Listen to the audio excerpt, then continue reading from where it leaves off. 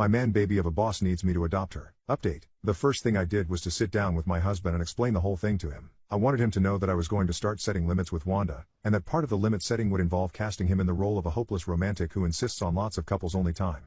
Once we both stopped howling with laughter, which took a while, because Bob is just about as romantic as a box of hammers, he readily agreed to take the heat for me.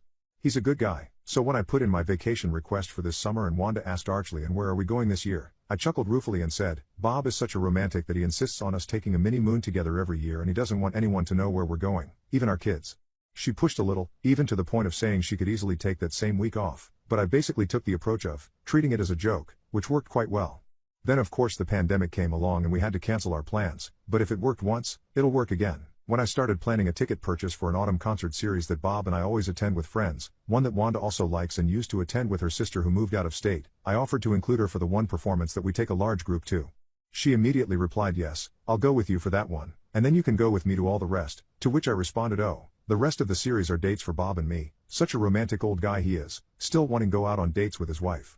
She pushed a little, but blaming it all on someone else, and especially on someone who is a man, was quite effective. She pretty much already assumes that all men are scoundrels whose only goal is to thwart and frustrate her anyway. Redirection and deflection have been useful tools as well. A couple of months ago, Wanda stopped by my desk one afternoon and complained, my stupid brother wants me to give my mother's ring to his obnoxious stepdaughter at their Easter dinner. She's so greedy that she'll probably go pawn it. I really don't want to go to their place for Easter. I really wish I had someplace else to go for the holiday. It would be so nice if only someone else would invite me to their Easter dinner.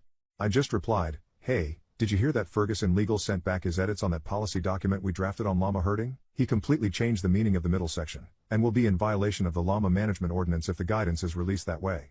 That produced a very predictable response, one that successfully kept the topic of Easter dinner out of the conversation for the rest of the day. It takes a bit of planning to keep a distraction like that ready in my back pocket, so to speak, but there's always some new crisis or controversy looming in our organization, so it's not all that huge of a stretch. And it has been well worthwhile in terms of deflecting Wanda's attempts to manipulate me into including her in my personal life. The pandemic has honestly helped the situation, too, strange though that may sound. The social distancing requirement has been a godsend in helping me establish and maintain a healthier degree of emotional distance. For example, it is essentially impossible at our workplace to get away from Wanda. Even though she is considered a mid-level executive and is eligible for a private office, she insists on having a desk right out in the middle of the cube farm to be close to her people, which translates to being up in everyone's business at all times. When we went to telecommuting, however, that all changed, because we're all scattered to our own homes and Wanda can't do the kind of spontaneous drop-by meeting where she traps a hapless victim in their cubicle and babbles at them for half the afternoon. We don't do video meetings either, thank goodness, and it's downright amazing how much more work I can produce in a day now. There are still phone conferences, of course, but for some reason, whenever the phone rings, my dog wakes up and insists on going out for a potty break. It's so odd, I can't seem to talk for more than 5 or 10 minutes. Just long enough to cover the business purpose for the call but no longer, and the minute Wanda goes off on another rant about Easter dinner with her horrible brother. Daisy starts whining at the door and I have to end the call to take her outside. Of course I know that at some point, we'll all be back in the office again, and I have no doubt that Wanda will resume her spontaneous drop-by meetings and her passive-aggressive attempts to manipulate me into adopting her. But with the insights I've gained from Om, I expect to have no trouble at all in keeping the oblivious meter set to maximum clueless and just let that manipulation roll right off my back.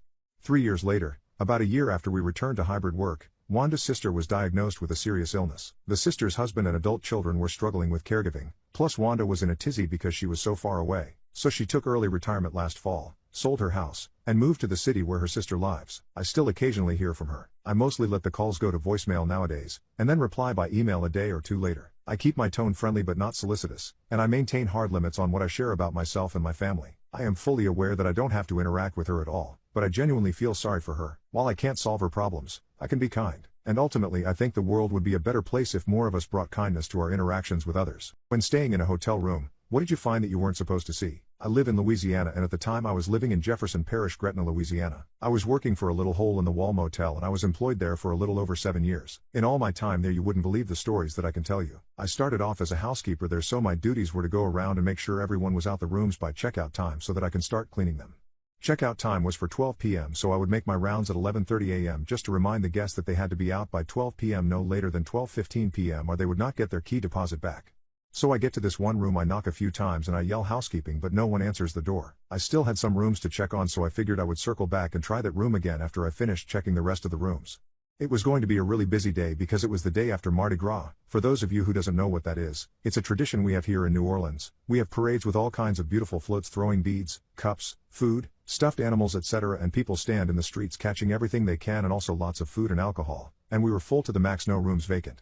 That means just about everyone was leaving the motel that day to go back home. So I knew I was going to have a lot of rooms to clean and they were going to be a mess. I was so worried about getting my work started because I knew it was going to be a lot and I didn't want to be there all day and night.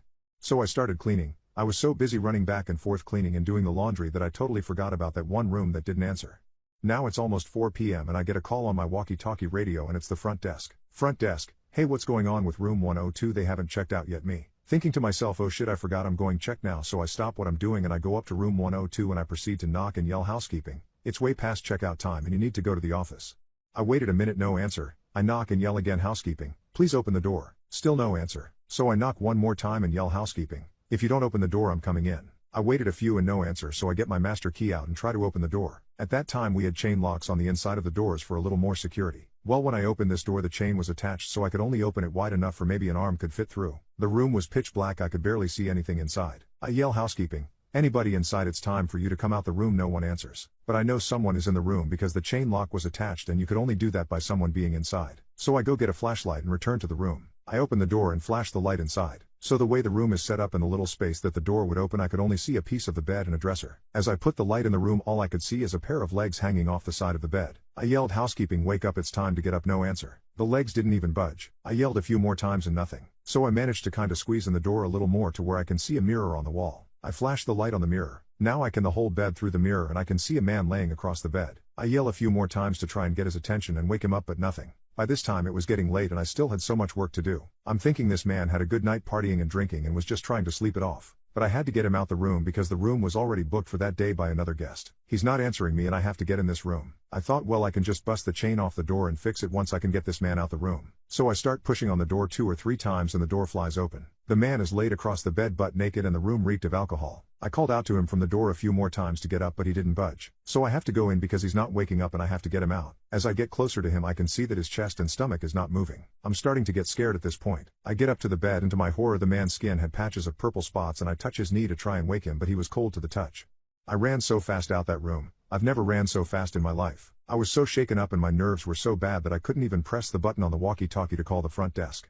I finally calmed myself down enough to call 911. Within 5 minutes the parking lot was full of police cars, fire trucks, ambulance, crime scene detectives and the coroner. I sat there upset and crying as the detectives were trying to question me. I felt so bad because this man was so young and had a full life ahead of him. All I could think of is that he was probably a father, brother, uncle, someone's child, and his family was never going to see him again alive. I watched in horror as the coroner wheeled his body out to the van. After everything was done and the parking lot was empty I sat there thinking about this poor man's family. I was very upset so my boss sent me home for the rest of the day. I've seen dead bodies before at funerals but not like this. This was on a whole other level. I didn't go to work that day expecting to find a dead person in one of the rooms. And I've seen stuff like this on TV before but it's one of those things where you think this would never happen to me. Well, it did and I wasn't right for a while after this happened. But for some reason I kept thinking about this man's family. So when I went back to work I found the man's name on his sign-in sheet and a copy of his driver's license. When I got home that night I looked for him on Facebook and as my luck would have it I found him. I went on his profile and read his about me info and I found his mother's profile. I was kind of hesitant at first but this feeling wouldn't let me be and I just knew I had to talk to this lady. After some thinking I sent her a message on FB Messenger leaving my phone number and asking her to please give me a call, that this was very important.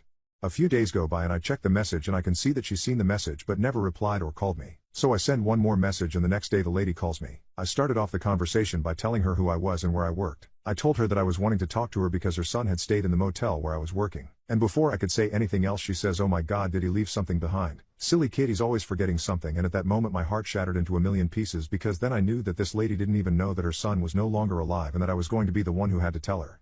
My voice cracked as I said, no ma'am, he didn't leave anything behind, but I'm very very sorry to inform you that your son has passed away. I felt like my heart had bust out of my chest. The lady cried a little and asked me if I knew what had happened and I told her no. I told her that there were no visible signs of the cause of death. So I gave her the coroner's number and address where they had taken him. I apologized over and over for her loss and that I was the one who had to tell her. She thanked me and told me that I didn't do anything wrong, that she was forever grateful that I found her and gave her the news.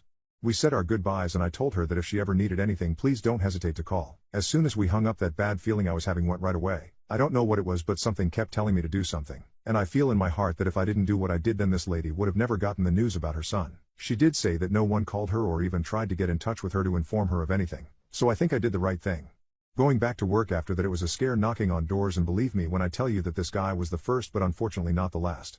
In the whole 7 years that I worked there I found 4 bodies. I quit after the last one I found. I just couldn't do it anymore. The first one happened a little over 4 years ago. Until this day I still keep in touch with the mother of the young man. He was her only child and she didn't really have any family. But she is the sweetest person I've ever met. This one trick always helped me get free gas. So several years ago, my friend, we'll call him Boris, and I would always help each other do the spring cleanup for our properties. This included taking out damaged trees, preparing garden plots, and taking care of our weed-infested yards. I was going to be first on the cleanup detail, so I prepared tools and implements the Friday before the big cleanup was to happen. Sharpening tools and chainsaw chains, lawnmower blade, and just getting everything in order. Among those tasks was mixing had with 2-cycle oil. Finished up kind of late and generally put things away for the next day. The next morning Boris shows up with coffee and biscuits around 8 a.m. As we were sitting on his tailgate enjoying breakfast, my neighbors ride by in their beat-to-hell Chevy Cavalier smoking like a freight train. We will call them Rocky and Bullwinkle. Boris and I made the usual jokes about the amount of smoke pouring from the exhaust. Damn, bet they go to the gas station and fill up with oil and check the gas. We soon finished breakfast and thought no more about it. As we begin to get the tools laid out and as out a plan of attack, I cannot find my gas cans. No mixed gas, regular gas, or a gas can in general. That's when it dawned on us why the car Rocky and Bullwinkle were driving was smoking so bad. I'm pissed to say the least. Well, all Boris and I could do was go shopping for gas cans, gas, and more 2-cycle oil. After we returned, we saw Rocky and Bullwinkle pass by several times, but all in all, we got a lot done. The next weekend we dedicated to clean up at Boris's. A weekend or two go by and we have a family dinner at my wife's, Rocky and Bullwinkle's grandparents'. Toward the latter part of the evening we were having a few drinks. Most people had left and myself and wife's grandfather were shooting the breeze when I had to take a leak. As I was doing so, I saw a gas can with very distinct paint on it. I inquired from the old man about how it came into his possession and he stated Rocky and Bullwinkle left it there. I simply explained it was mine as was another and loaded them in my truck. It ate at me every time that Pa's car with my post neighbors went by. So I hatched a plan from a rotten egg. I went and bought a few gallons of gas, a few gallons of diesel fuel, and some other various oils. I made a concoction of these different chemicals and filled my new 6-gallon gas can I had to purchase. With some clean gas, I filled the lawnmower and cut some grass that evening, making sure Rocky and Bullwinkle saw me. Then I put everything away but forgot and left that rotten egg gas can out. I got up and went to work the next morning and didn't even think to check on the can. But when I got home, I checked and it was gone. My wife informed me that my plan must have worked as she watched Rocky and Bullwinkle go in and out with the car not only smoking, but spitting and sputtering as well. The last time they rode out, they didn't ride back in. They gave me about an hour of peace before they came over and wanted to know if I could look at the car and see what was wrong. If it could not be fixed on the side of the road, maybe tow it home. My response? I've had a long day and have a migraine. Maybe tomorrow. I saw the panic set in when I told them that. That's when they told me they had no insurance and it was on a main road. Tough luck. So the highway patrol did run across it and had it towed. It was going to cost them around $500 to get it out of impound, plus they had to have current registration and insurance. Car wasn't worth it. Well, they're those type of people that good luck just falls on them, and the pastor for a local church gave them an old for Taurus. Took me a few cans of rotten egg gas, but I got the motor to lock up after about a month. This time it quit in their grandparents' yard. So, they scrapped it and as luck would have it, they got their income tax returns. They bought a nice looking Ford F-150 but it began having problems too. Smoked really bad. They did take it to a mechanic that eventually found the problem. He got the truck running right again for about $1,500 and I have never had any more gas come up missing.